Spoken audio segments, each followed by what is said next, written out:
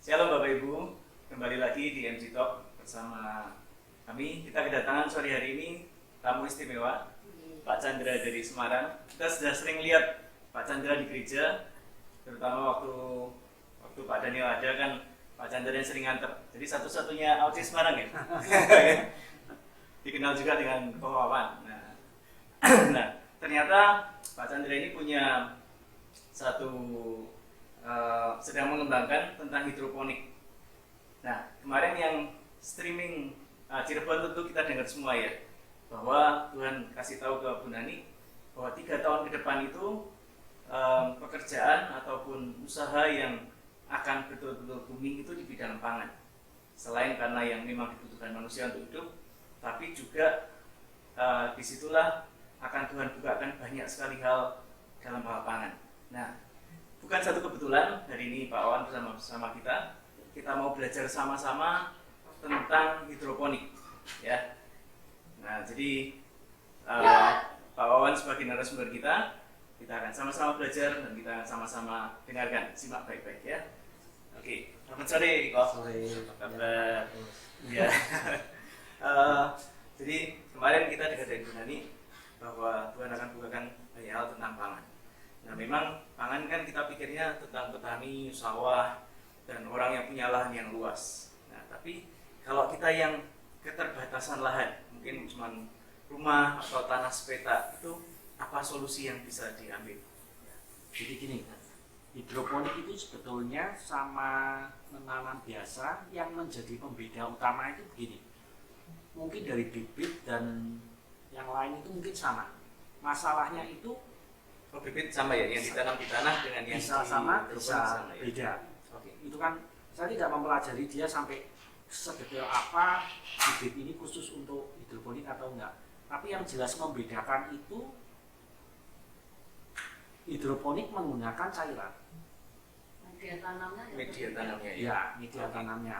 Nah, kenapa hidroponik kok lebih bagus dari yang di tanah? Karena sebetulnya di tanah itu kan kita susah,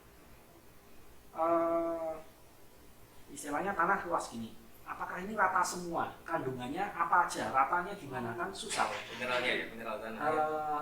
Kan banyak, ada N, P, K, dan lain-lain. Saya sendiri nggak hafal. Nah, dari ahli-ahli yang sudah meneliti, sebetulnya tanaman itu, misalkan tanaman A, itu membutuhkan nutrisi apa aja gitu. Jadi mungkin agak melenceng sedikit, orang ngomong, wah kalau hidroponik ini kan mungkin kimia atau lain-lain. Ya sebetulnya manusia pun kan, tubuh manusia itu kalau mau dilihat dalamnya juga unsur kimia. Jadi yang di tanah ini kan tidak semuanya berguna untuk tanaman. Nah, di hidroponik ini hanya diambil unsur yang dibutuhkan untuk tanaman tersebut. Contohnya misalkan sayur yang dibutuhkan, saya nggak hafal pasti ya, misalkan N, P, K atau apa gitu. Nah, untuk sayur kebutuhannya ini sekian. Nah, itu dipenuhi dengan cairan yang sudah diukur. Kalau buah kandungannya seperti ini diukur. Makanya kenapa hidroponik itu tumbuhnya bisa lebih bagus, lebih cepat, dan mungkin kalau dimakan tuh lebih renyah, lebih gimana, itu karena sebetulnya unsur yang dibutuhkan lebih tepat. Kayak orang tuh misalkan orang makan kok macam-macam, tapi sebetulnya orang nggak makan diinfus, misalkan waktu sakit diinfus, dia nggak makan pun nggak apa-apa karena yang unsur dibutuhkan diberikan. Jadi secara gambaran tuh hidroponik itu seperti itu. Ya. Terus ada berapa sistem atau berapa cara untuk hidroponik? Sebetulnya banyak ya. Yang umum itu NFT, DFT, terus ada WIT, terus sebetulnya ada gabungan aquaponik juga itu. Jadi bisa membuat kolam. Bedanya apa itu? Aquaponik sama hidroponik. Nah, aquaponik itu nutrisinya dari kotoran ikan dan makanan ikannya gitu. Jadi itu sebetulnya yang diterapkan itu lebih bagus.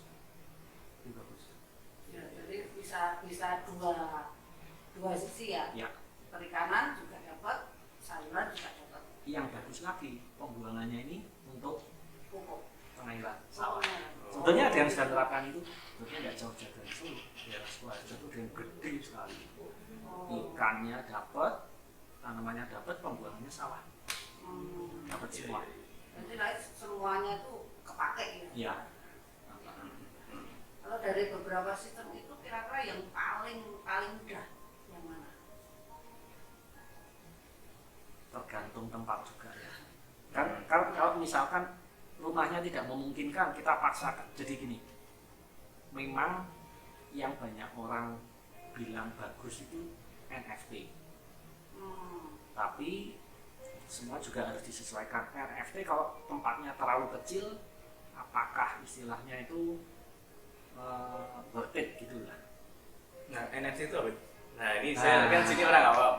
Dia menguasai, saya orang awam. Jadi NFT ya, itu kita semua kalau percaya. saya tetap pakai balon, itu nanti NFT itu agak dibikin miring. Air mengalir. Air Oh, mengalir iya. terus. Jadi nutrisinya dari air mengalirnya itu, karena nutrisinya itu terus dari berkembang jadi oksigennya kan Bagus. full.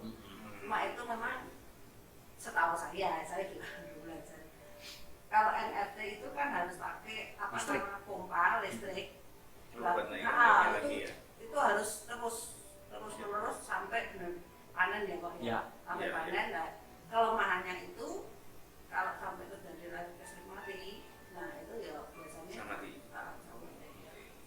Tapi ya masing-masing setahu saya sih masing-masing cara ada plus minusnya. Semua ada plus minus. Tapi juga yang tadi saya ngomong, kalau terlalu kecil pakai NFT juga istilahnya cost-nya itu apa? Iya, nggak nyucut juga. Iya. Jadi semua itu relatif. Tapi juga memang sudah saya coba, kita paksain, misalkan pakai wig gitu ya, pertumbuhan bagus. Tapi sampai level tertentu dia nggak bisa terus semakin besar lagi sudah susah. Kalau di NFT bisa. Kalau wig itu tadi berarti kalau sudah mentok ya, istilahnya sudah mentok masa panen itu perlu diganti medianya atau gimana? Oh, setiap kali mulai kan kita ganti tetap. Oh, gitu. Maksudnya gimana? Untuk nutrisinya airnya itu. Mm-hmm. Kan semisal ini sudah sampai segini masa panen sudah selesai kan ini medianya kan masih dibuang. Iya. Berarti kalau mau ditanami lagi berarti tambah lagi atau ini tetap masih bisa dipakai tinggal ditambah atau gimana? Saya pernah nyoba, sisanya saya pakai lagi. Saya kasih tambah air, tes ppm, dicocokkan lagi ppm, nggak apa-apa, bisa. Oh, gitu. Bisa. Asal nggak banyak lumut dan lain-lainnya. Selama ini pakai wig nggak banyak lumut, nggak banyak lumut. Karena mungkin ketutup ya, jadi sinar mataharinya kan yang di akarnya nggak. Oh iya. Lebih nggak. Itu pengaruh juga ya ternyata ya. Untuk akar yang tertutup gitu kan. Nggak apa tuh, sehat. Nah, teorinya harus pakai oksigen. Saya nyoba nggak pakai oksigen, nggak apa-apa, bisa. Padahal di Semarang gitu ya. Semangat. Dan cuaca Semarang ya. Iya. Itu posisi di atas atau memang di halaman depan gitu atau Di teras, cuma di teras. Ukuran berapa? Jadi minimal ukuran berapa? Terus yang idealnya ukuran berapa? Sebetulnya kalau kita ngomong ideal, tetap skala besar. Nah, makanya kalau di rumah ya kita harus lihat dulu rumahnya ini sinar mataharinya gimana. Kan kadang misalkan ada yang kecil tapi sinar mataharinya tuh sudutnya tuh mungkin dari matahari terbit sampai terbenam ini kena terus. Nah, itu lebih berani rapat, lebih berani gimana ya? Nyusunnya itu, numpuknya itu lebih berani, miring gini lebih berani. Tapi kalau sinarnya sedikit-sedikit, otomatis nanti kalau nyusunnya gitu ketutup, nanti tidak kena matahari. Itu idealnya ngadep kemana? Utara, selatan, timur, barat? Pengaruh nggak? Waduh, kalau itu saya yang jelas harusnya banyak kena matahari. Semakin banyak kena matahari semakin bagus. Jadi menghadapnya dari ya matahari pagi sampai sore. kalau bisa itu lebih bagus. Jadi mungkin kalau di wilayah perumahan mungkin paling bagus di loteng gitu ya atau di rooftop. Ya. Sebetulnya kalau kita mau di teras nggak kena matahari bisa tumbuh lama. Saya sudah nyoba kalau yang kena matahari yang sama yang enggak beda, pertumbuhannya beda. Nah, kembali lagi semua kalau dipaksakan efisien dah langsung dah gitu. Kira-kira sayuran apa saja yang bisa untuk hidroponik? Yang untuk yang skala paling mudah untuk kita aplikasikan.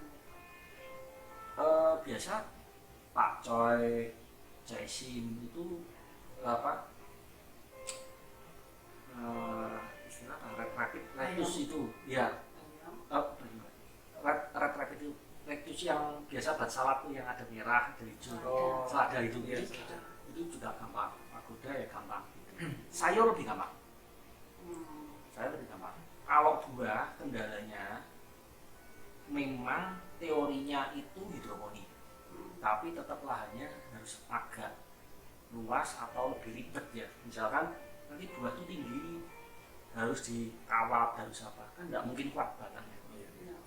Terus istilahnya mungkin nggak pakai itu, kayak yang istilahnya saya lupa apa sih, kayak tempat es itu yang gede, terus ada namanya sih saya lupa. Terus ada kasih tempat itu airnya di situ. Itu lebih buat buah sebetulnya. Nah sebetulnya kalau di dataran rendah secara efisiensi bagus buah, tapi semakin tinggi sayur lebih bagus. Tapi di kota pun sayur bisa, cuma ya itu tadi yang membedakan itu nanti mungkin misalkan 30 hari yang dataran tinggi bisa lebih cepat panennya, pertumbuhannya bisa. Kalau bocoy itu kira-kira berapa lama bisa panen? Sekitar 1 bulan sampai 40 hari, 30-40 hari. Rata-rata segitu apa beda-beda? Jaisim segituan kira-kira gitu. Terus sayur lain? Ada yang 2 bulan gitu, tergantung macam-macam sih. Itu juga tergantung ketinggian apa istilahnya, tanah ketinggiannya berapa itu pengaruh. Iya. Nah ini kan ada sebagian orang berpikir kalau bercocok tanam itu perlu tahan dingin. Jadi tidak semua orang senang atau bisa bercocok tanam. Saya bisa sih, ini ya. Tapi kalau hidroponik itu perlu tahan dingin apa perlu telaten atau perlu itu enggak? Ya sebetulnya tangan dingin itu kan lebih ke kayak hatinya lebih Lebih ke passion situ ya. ya passionnya itu memang salah satu faktor. Ya. Tapi sebetulnya kalau kita mau pelajari itu bisa.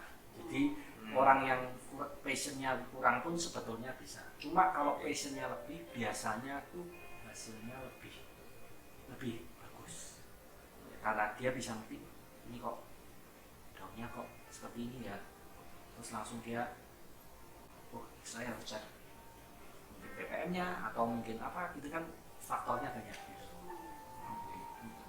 Terus untuk keuntungan dari sayuran hidroponik itu berapa? Mungkin dari rasanya atau Lebih renyah ya, lebih crispy, Lebih segar ya biasanya. ya, lebih crispy, rasanya lebih crispy, ya kayak istilahnya gimana ya? Mungkin kalau pernah dengar kayak yang daging sapi import itu, yang diminumi bir itu, wah itu kan rasanya lain pasti sama yang sapi makannya rumput. Ya itu kira-kira kayak gitu, karena sebetulnya kan dari kualitas nutrisinya itu beda. mungkin juga lebih sehat gitu ya. Menurut saya sih ya. Cuma kalau dari segi nutrisi yang ditanam di tanah sama hidroponik sama, kandungan nutrisinya sayur Pasti lain ya. Lain. Tanah kan tergantung tanahnya. Oh iya. Kandungannya apa aja kan, tidak semua unsur yang di tanah itu dibutuhkan untuk tanaman. Iya. Pastilah kan tanah kan tidak cuma untuk tanaman gitu. Dia bisa untuk sayur, bisa untuk buah, bisa untuk pohon, bisa untuk apa, kan pasti beda-beda. Padahal tanah kan sama gitu.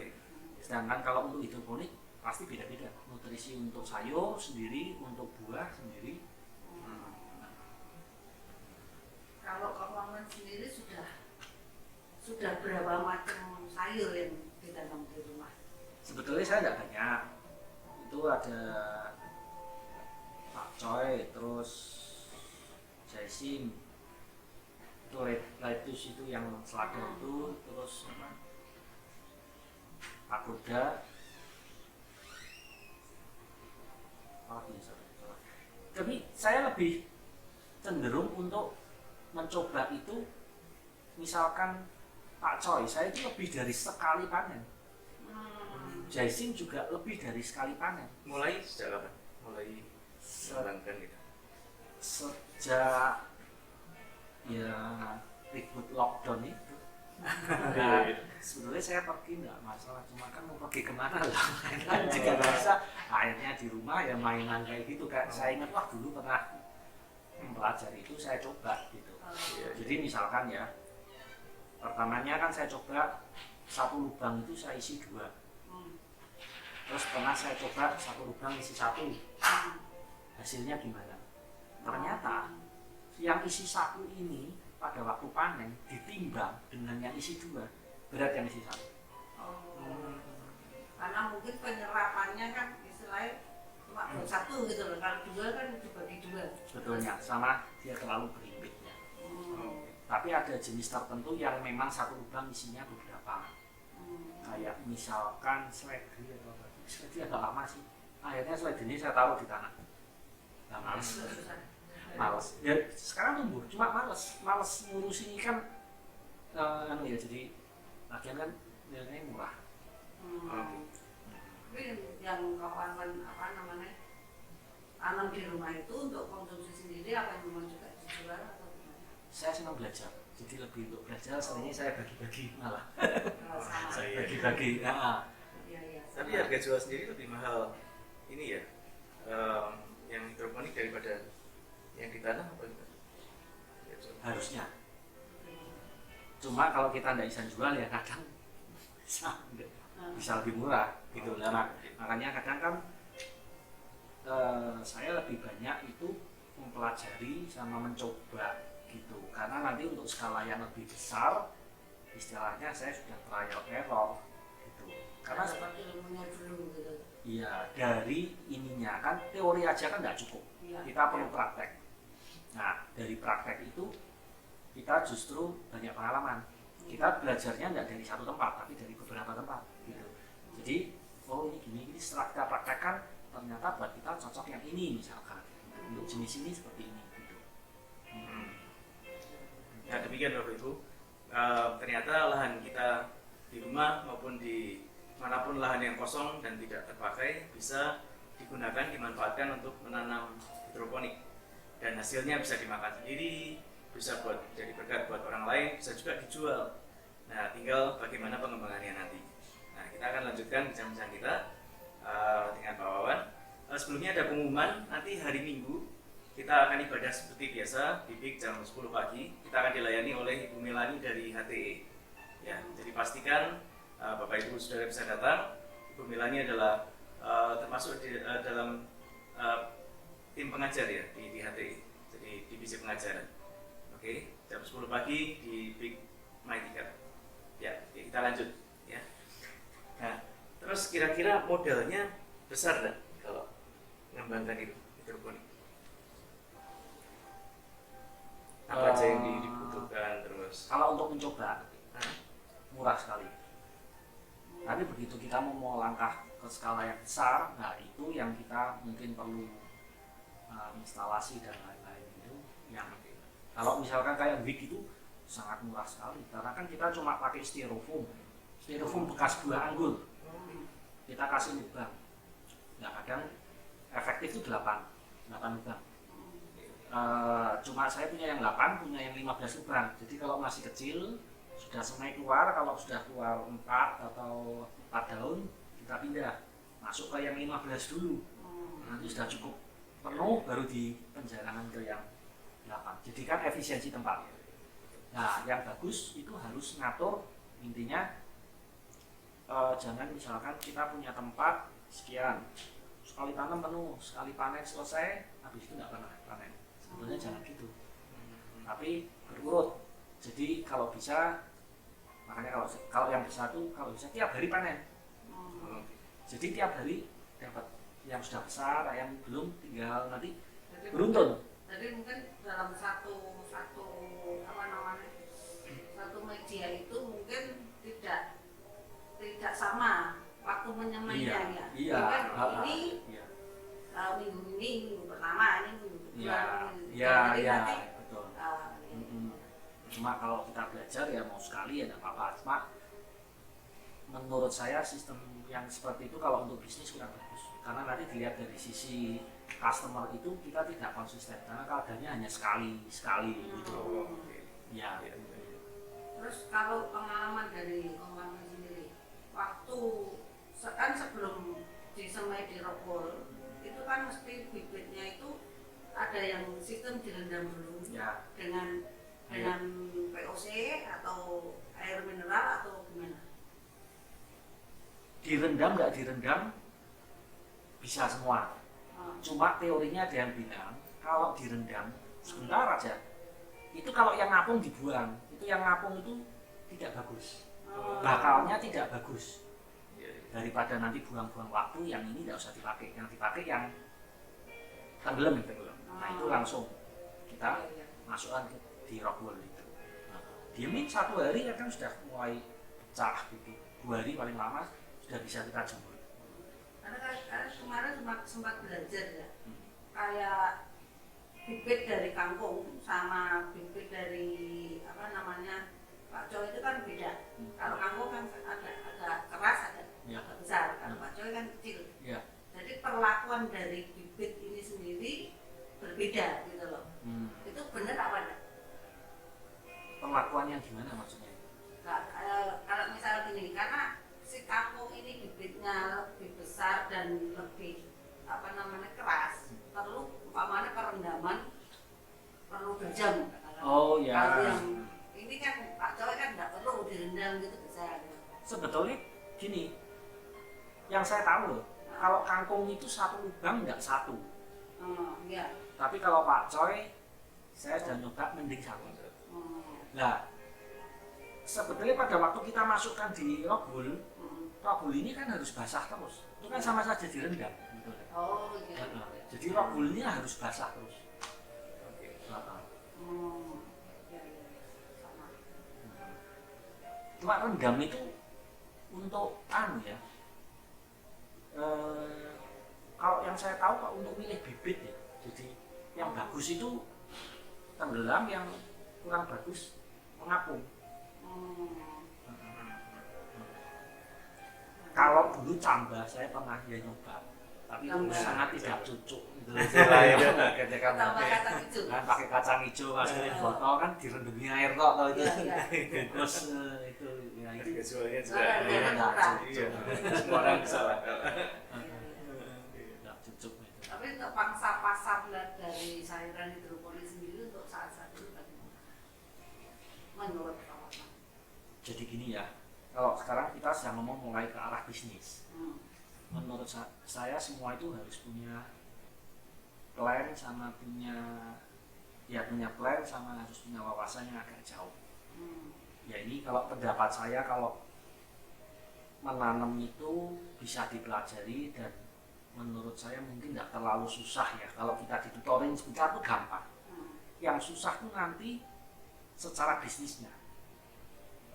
Ada nggak pembeli gitu loh. Sekarang yang satu ada, yang satu enggak. Nah, pembelinya ini bisa continue enggak? Nah, kalau kita mainnya kecil gitu juga kita susah bersaing dengan yang besar. Nah, sampai level itu saya sudah pelajari di beberapa hidroponik. Saya nggak akan sebutkan namanya. Saya sudah lihat cara mereka main ya sebetulnya. Yang penting kita punya. Kalau sudah, bisa nggak kita mulai jual? Ini kembali lagi nanti telur sama ayam. Kita mulai menjual, barangmu kok cuma impor, ini kok kan susah gitu loh. Kita mau lengkapi semua, beda kalau kita spare part mungkin nggak laku simpen dulu, sayur kan nggak bisa. Ya, ini yang susah itu di situ, telur sama ayam itu susahnya di situ. Kita mau besar, mau pas bisa lah kita bikin kantor dan gini bisa, iya bisa. Tapi apakah bisa jual? Pertama trial-trialnya itu susah. Jadi menurut saya itu yang penting bikin jaringan. Nah saya sudah lihat di beberapa, contohnya salah satu di satu tempat itu tempat hidroponiknya enggak terlalu besar. sana berkali-kali, dia tanamannya juga ada, tapi dia pembelinya itu bisa sampai luar kota, dan dia juga mau ngambil sampai luar kota. Jadi dia menawarkan sistem kerjasama juga, intinya dia mau nanam ini, bikin ini paketnya sekian, nanti investasi, hasilnya saya ambil. Nah ini kita sudah bisa ambil, nanti tanah pos mana gitu. Akhirnya dia tuh sebetulnya kumpulan dari seperti itu. Dia hanya punya kecil, tapi dia bisa jaringan penjualan. Dan ya sekarang kan zamannya sosmed, main di sosmed. Saya kan lihat dari sisi bisnis, lihat dari sisi customer. Nah di sosmed ya kayak benar-benar profesional sekali punya barang ini dan padahal sebenarnya bukan punya diri sendiri. iya. Nah sebetulnya itu yang harus kita pelajari, karena kesusahannya itu nanti di situ. Kalau nanam bisa lah gitu. Ya mungkin saran aja lah, mungkin kalau bisa sinergi istilahnya, kalau kita diajarikan unity itu paling bagus. Karena nggak mungkin kita menanam semua itu, nggak mungkin juga. Minimal mungkin kalau ada pandemi, Pak Markus bayang, saya Pak Coy, kawan mungkin apa bisa saling bantu. Jadi misalkan ini sentralnya ke customer. Nanti permintaan apapun ditampung di sini. Terus ini mungkin kita sekian baru ada, langsung tanya siapa yang bisa ini lahannya masih kosong, oke nanam A ya, yang ini nanam B ya. Jadi akhirnya oke. Itu pernah saya pelajari. Ini tidak ada hubungannya sama hidroponik. Saya dulu pernah dikenalin orang di gunung di Kopeng. Itu pemain grosir, itu orang desa yang ke kota aja nggak berani. Orang tipenya orang gunung kan gitu. Tapi dia pengepul besar sayur di daerah itu. Jadi kayak tuan tanah. Semua petani itu store-nya dia kaya sekali. Dia sendiri nggak punya. Tapi nanam ini. Hasilnya semua stok dia yang masuk ke pasar di Semarang, kemana, sampai Jakarta. Tapi dia tidak hidroponik. Sebetulnya mereka pun sudah sampai level itu. Jadi sebetulnya kalau kita tidak mikirkan sampai level itu, hanya pintar nanam, kelihatannya kok susah. Mau kita punya produk sebagus apapun juga akhirnya dimainin juga, menurut saya. Jadi lebih baik ya siapkan ini juga. Kita kalau istilah sendiri-sendiri ya saingan sendiri-sendiri ya remuk-remukan. Menurut saya. Jadi yang itu seperti itu. Terus pernah di daerah lain juga, di daerah Jawa Barat juga, Bandung itu ada yang gede juga. Tapi ya tidak semuanya punya sendiri. Memang ada yang dia sampai gede banget, cukup banyak, tapi juga tetap ada jaringannya juga. Jadi lebih fokus misalkan Bu ya nanti cocoknya untuk ini ya sudah nanam aja udah gitu. Tapi kan nanti saya gabungan di sini bisa terangkat juga gitu loh harganya, daripada ya ini pengalaman lah, pernah lah coba dijual gak gampang.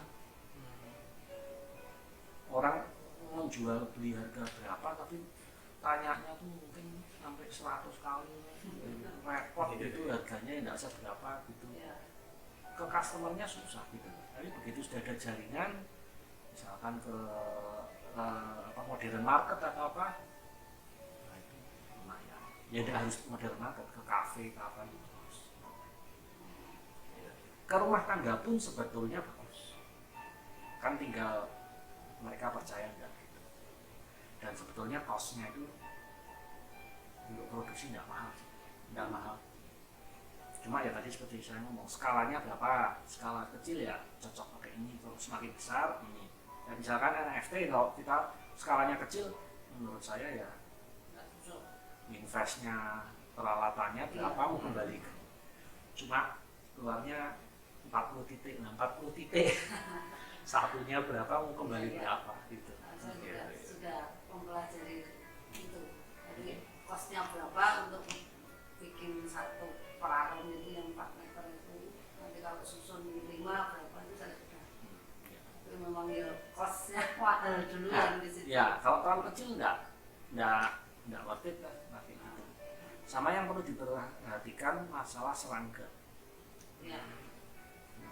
Jadi mesti pakai pestisida Sob? Enggak. Oh, bukan ya? Jadi gangguan-gangguan misalkan ya nanam itu lingkungannya perumahannya itu pinggirnya masih banyak sawah, hati-hati itu nanti banyak serangga, makan serangga, banyak tikus, nah itu hati-hati. Makanya kalau yang sudah skala besar kan dia pakai greenhouse, jadi itu aman. Nah bagaimana kok bisa pakai greenhouse ya karena volumenya sudah gede gitu, kalau enggak ya enggak masuk. Terus kalau ini karena sekarang itu kan lagi booming sayuran hidroponik. Jadi terkadang ada pedagang nakal yang sebenarnya bukan hidroponik tapi ngomongnya hidroponik. Nah kita ini kan untuk membedakan mana yang benar-benar hidroponik, mana yang enggak itu Gampang. belum ngerti. Kalau jual hidroponik, Nah, rohulnya jangan dibuang, akarnya jangan dibuang, bawain. oh, Itu cirinya hidroponik. makanya ada beberapa yang langsung diplastikin itu ya, Ya, jadi seakar-akarnya. iya, saya gitu. Oh.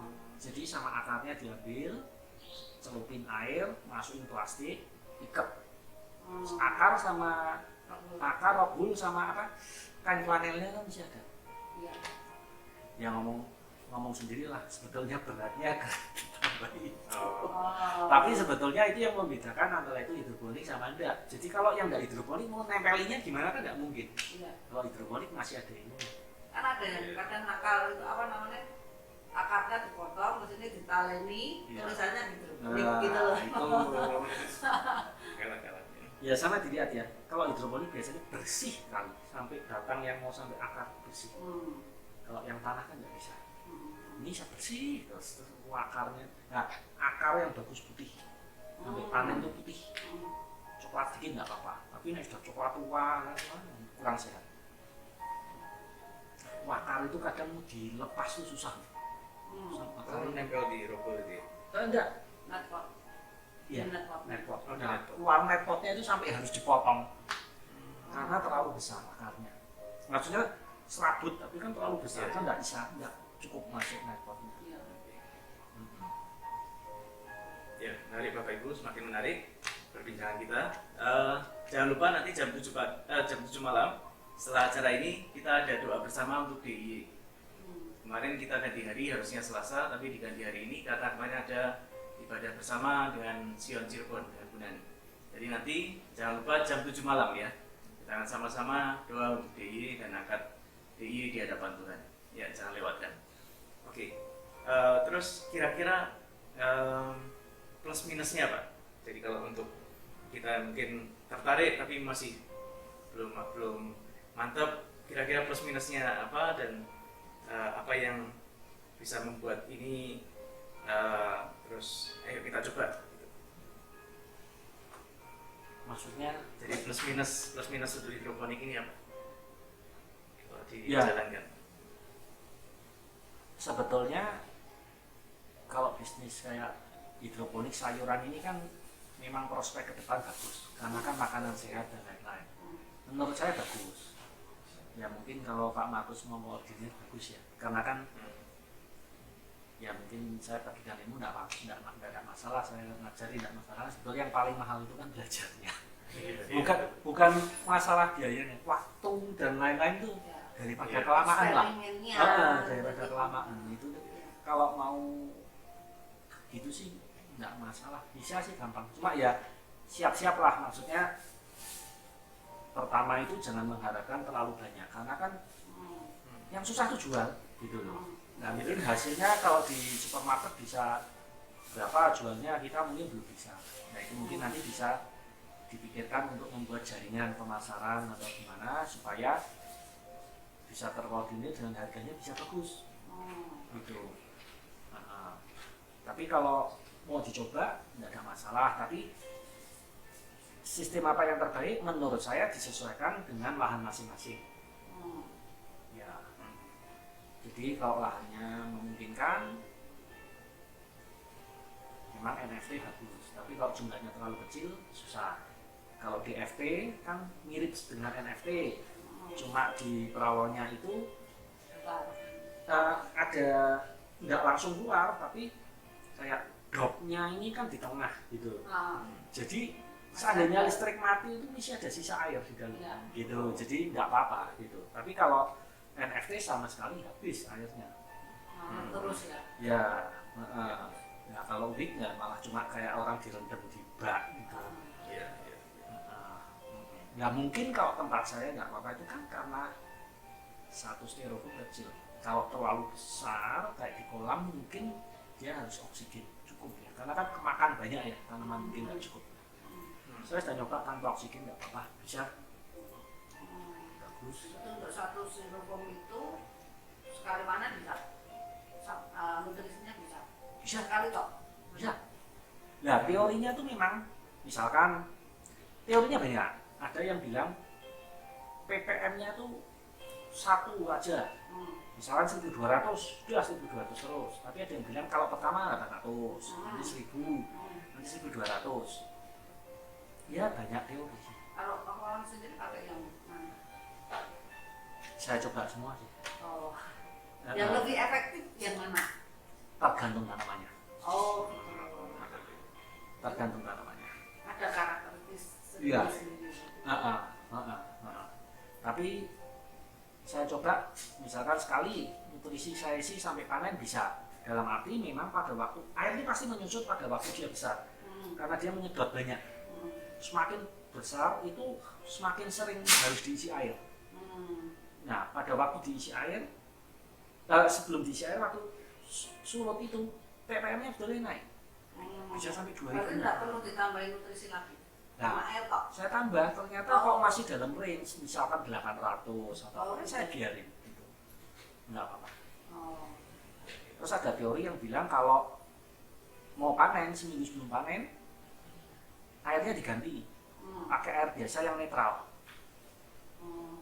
Ya semua ya benar, nggak tahu. Bisa juga semua gitu, relatif gitu. Kalau dari keuangan sendiri, airnya itu dari PDAM atau air PDAM. sumur? Oh, ada perlakuan khusus nggak? Lalu air PDAM? Teorinya itu mau PDAM mau sumur juga kan harus dites, itu kan dengan sulfur apa gitu. Tapi saya rasa Pakai nggak. pH meter itu atau TDS ya. TDS-nya? Nah, TDS ya. Malah yang ekstrim kan di lab ya. Oh, Tapi ya tergantung mau sampai sedetail apa gitu. iya. Saya dengar terakhir di Kudus itu satu itu hidroponik melon, seluruh hasilnya kirim Jakarta itu kurang, segede-gede computerized. Iya. Ada itu. Kebetulan tadi saya juga Lihat itu ya. apa ke daerah Tawamadu itu ada. Oh ya. Ya perusahaan besar sekali sih. Jadi ada 14 greenhouse. Wih, Per greenhouse itu 1000 meter persegi. Satu greenhouse isinya 10.000. wow. Satu greenhouse tuh 10.000 satu greenhouse 1000 meter ya untuk nanam apa ini? melon. Oh melon ya. Tadi siang tadi sempat belajar di sana, lihat, tanya-tanya gitu. Dulu saya pernah belajar gitu juga sih. Cuma kadang saya sudah belajarnya sampai level yang itu toh. Mikirnya Iya. kejauhan. Istilahnya saya belajar itu cuma pengen tahu gitu. Iya. Pengen tahu, nanti saya korek-korek sama karyawannya. Mas kalau begini gimana? Kalau begini gimana? Kan banyak bertanya gitu. Kakaknya beli, Iya. gitu. Saya beli kokopet di sana. Boleh nggak? Saya ketemu manajernya. Iya. Boleh nggak numpil gitu. Kalau bulan pakainya kopi, terus pakai itu ya, yang itu kan? Ya dari sistemnya yang tetes itu loh. Iya, itu istilahnya pakai ini apa sih kotakan itu? Apa yang namanya bahasanya? Ya. Bapak Ibu, sebenarnya masih panjang perbincangan kita, cuma karena keterbatasan waktu dan kita akan sebentar lagi akan bersiap-siap untuk doa UPY. Kita akhiri dulu perbincangan kita. Paling enggak ini akan membuka pikiran kita bahwa ada hal yang bisa kita lakukan segera. Jadi kalau kemarin dari Tuhan demikian, ada hal yang kita bisa segera lakukan dan kita ambil tindakan. Pokoknya jangan berhenti belajar, terus ada rasa ingin tahu dan mau belajar. dan Tuhan akan bukakan banyak hal buat hidup kita. Amin. Sekian dulu untuk acara kita sore hari ini. Terima kasih buat Pak Wawan dan juga Bu Lia. Terima kasih. Sampai ketemu di NC Talk ke depan. Ada acara-acara khusus yang makin menarik dari minggu ke minggu. Ya. Terima kasih, Tuhan Yesus memberkati. Sampai jumpa.